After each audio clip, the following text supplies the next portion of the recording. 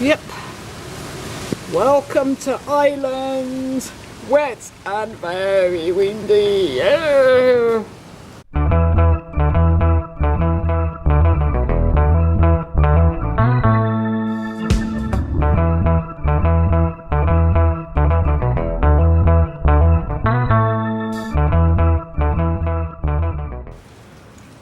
Hello, cactus and succulent growers. I'm Lynn, and welcome to Desert Plants of Avalon.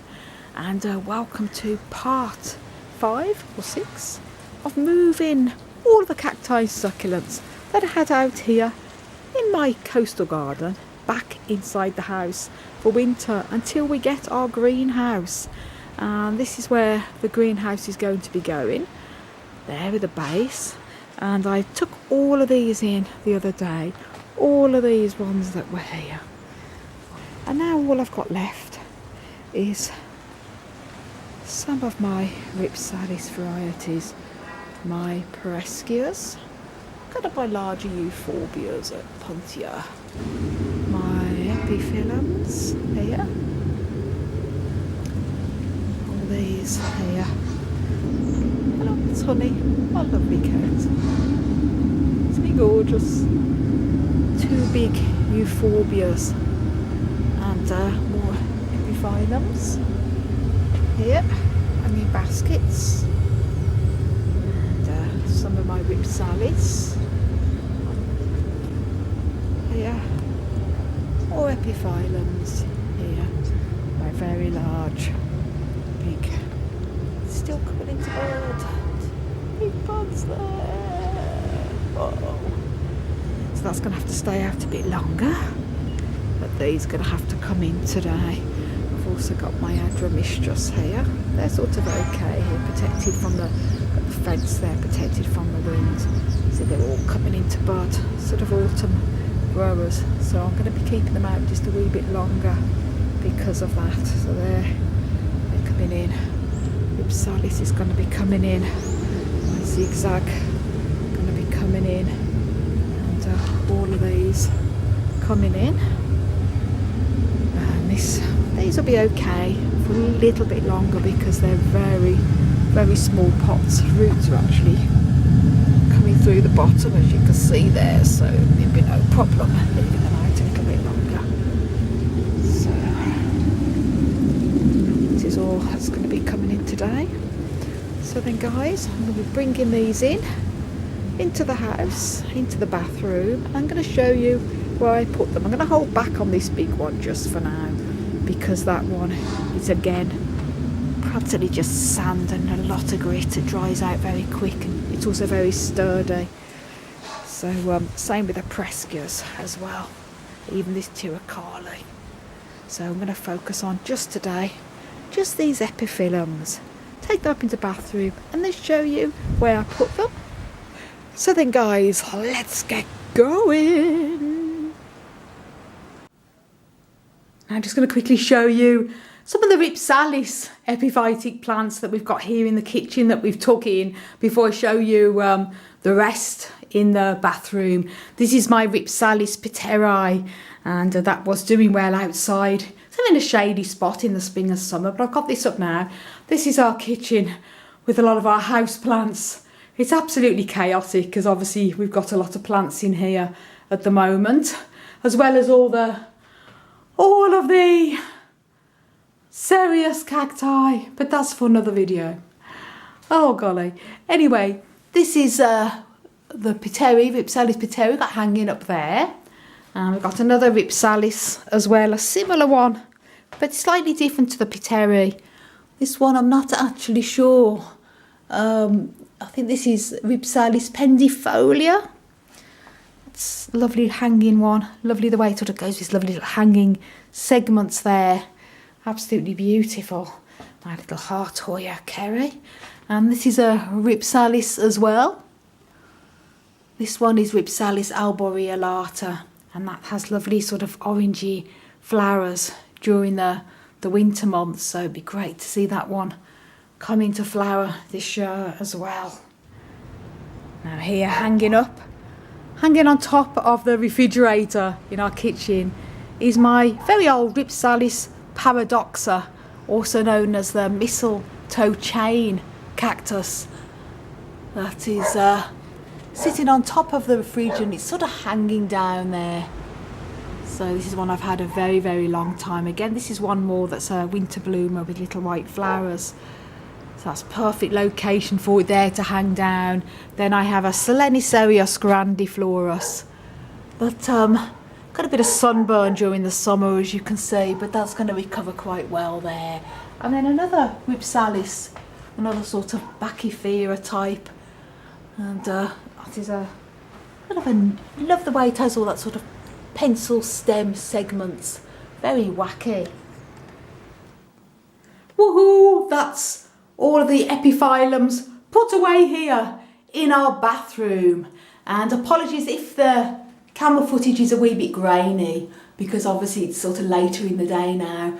And what I've done is I've hung up the smaller epiphyllums here on the back of our shower wall. So they're hanging down, hanging over the bath. So they're going to love all that humidity from when I'm having my lovely aromatherapy baths. And obviously, you know, it's not ideal. I've just placed them up here for now. And I'm going to, when a lot of the cacti go back into our, well, when we get the new greenhouse, I can bring a lot of these downstairs and hang them over the kitchen patio doors, so it won't be so cluttered up here. But it does the job for now. And I put a little bamboo cane at the top there and got it strung up at the back of the shower. And I've hung up the hanging baskets here, so it sort of does the job for now, and it actually looks okay, I think. But as I say, it would look a lot better when it's not so cluttered, and I can put some of these down in the kitchen patio door, so it's going to not look so many here. But a mixture of all my different types of epiphyllum. So that's where I've put the smaller ones in the hanging baskets here. So quite a few different varieties. I've also, this is a Ripsalis one. I've got that there as well because they like the same type of conditions. You'll get quite a lot of natural light in this bathroom with a bit of sunshine as well in the morning, just dappled sunshine coming through, which is perfect for epiphyllums because they can take a bit of dappled sun and more shade and definitely more humidity than the desert cacti can. And this one, believe it or not, may look like a fern, but this is an epiphyllum too. And this is Epiphyllum chrysocardium, often known as the fern cactus, because it resembles a fern, but it's actually an epiphytic epiphyllum cacti. It's also called Selenicereus chrysocardium as well. Absolutely beautiful epiphyllum because of its beautiful resemblance to a fern. This is a real fern with a shell I found on the beach here. And these are going to show you my other epiphyllum. This is my Epiphyllum German Empress. And excuse all the white splashes and powder on it. That is down to the diatomaceous earth because I have sprinkled a lot of the diatomaceous earth on them to prevent any slugs and mealybugs and anything like that. But this has made a dramatic recovery because those of you who watch my videos know I had to do an emergency save on my German Empress about 18 months ago. And it has come on heaps and bounds. I mean, this is all of the new growth since. It's doing ever so well.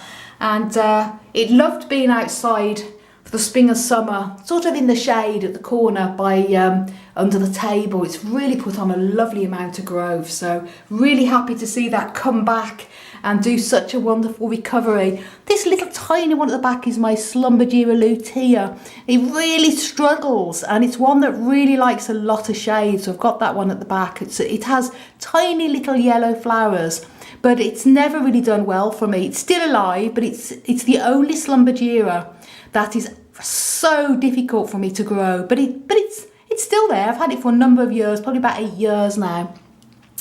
This is a Ripsalidopsis on here, the Easter cactus there. And here is, may look like the normal type of zigzag cactus, but this is Cryptocereus anthonianus, and it is actually also known as Selenicereus anthonianus. It's an epiphytic cactus that has lovely sort of pinky deep red flowers, And this is another one. This is the other part of it here. It wasn't doing too well in the summer, got sunburn, so I had to cut it back and repropagate. But it's sort of doing okay here. It's very similar to the traditional Epiphyllum anguliga, but it is a different variety, different plant altogether. And it has more sort of pinky flowers and more sharp edging to the zigzag leaf arrangements. And here, Epiphyllum guatemalense here. That's one I've grown from seed. And my big Epiphyllum akimani that I've had for absolutely years, very old plant here, has beautiful red flowers in the springtime. My Epiphyllum pegasus, this as well is one that's a magnificent pink flowering bloomer. And I'll share some videos at the top with a link, so do check them out if you want to see how gorgeous these epiphyllums look when they're in flower. It wasn't a good year for these this year because I moved house and I had them all out in the garden just as they was all coming into bud and slugs attacked the buds and everything. But hopefully next year, you know, there's going to be a lovely blooming display, and I think they're going to do very well here in the bathroom, probably all the time. I'm not quite sure. I'll see how it goes. But they get plenty of light here. And as I say, they love a bit of humidity too, which they're going to get plenty when I have my lovely aromatherapy baths. And some more epiphyllums here, Epiphyllum chrysa. Yeah, so this is Epiphyllum Chi Castanango, and got Epiphyllum Mrs. G Boheme in here as well. So all different varieties. For another basket there, and a few more all here. And this is one I've grown from seed from my wonderful friend John in Knock. That's growing quite well. And yep, some of my dragon fruit. This is one of my dragon fruits that I grown from seed as well. Hylocereus polyrhizus crossed with Brunei, and that's one I grown from seed from Rare Dragon Fruit here on YouTube. So that's a special one. So there we go, and then the odd little bit of Ripsalis put around. And I'm just going to show you now, my camera does not film very well here because of the lighting, so apologies as I mentioned, but I've got my Ripsalis crispata. Hopefully you can see, it's in very dark shadow here. It is actually very bright in this bathroom, but because I'm filming with the light coming in directly and I can't get behind the window, obviously, it's not brilliant, but hopefully you can see there my another Ripsalis crispata I've got hanging up on the rail in our bathroom with a lot of our Tillandsia air plants, my big long Spanish moss, and a mixture of different types of air plants here. As you can see, my big Xerographica, they do very well here in the bathroom, and they really love the humidity in here, my moss pole with all it on there, all more Tillandsia. As I say, it's really difficult for me to film. And I've got some lovely ones here, more sort of moisture loving house plants as well, monsteras and bromeliads, a mixture of a few different bromeliads. So all the moisture loving, humidity loving plants I have in here as well. Another bromeliad, some more Tillandsias here I've got jotted about, all different types. So there we go, guys, that's all the epiphyllums sorted, and I'm happy to say, wow, that is done now. So in tomorrow's video, or the video the next day, it depends when I get a chance to do it, I'm going to show you all the cereus that are in our kitchen. And I didn't film when we were taking them in, that part, because it was just too stressful. And there's only me and Honzi to do it. It's too difficult to film, but I can show you what it looks like all put away. So do stay tuned for that video. And again, guys, thank you so much for your incredible support on my channel, your awesome comments, and for all your likes. So don't forget to give this video a like. Do also subscribe if you haven't done already, and click the notification bell. Follow me on Insta and Facebook at Desert Plants of Avalon. And as usual, I want to wish you all an absolutely amazing cactus powered day.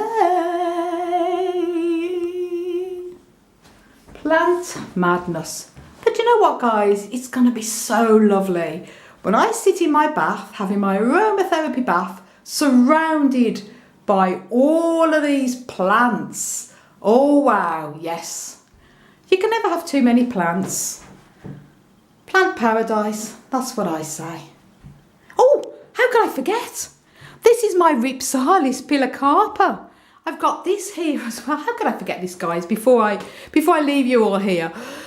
This is, I moved this in, obviously, with all the other Ripsalis and epiphytes. And look, it is coming into, well, it's actually flowering now. Look, flowers. So this is a great spot for this as well. Again, this is one that loves humidity. This particular plant I have had for decades. I was 23, I think, when I got this. Well, I was in my early 20s. So there's more buds here. This is one that's, I find winter flowering and midsummer flowering for me. So really lovely. Look at that. It's gorgeous. Beautiful, beautiful, lovely plant. So happy to see the flowers. And there's lots more buds, so happy days. Anyway, sorry for getting sidetracked, guys. I will be going now. So thank you all again for all your support, and do stay tuned for my next video. Until my next video, bye.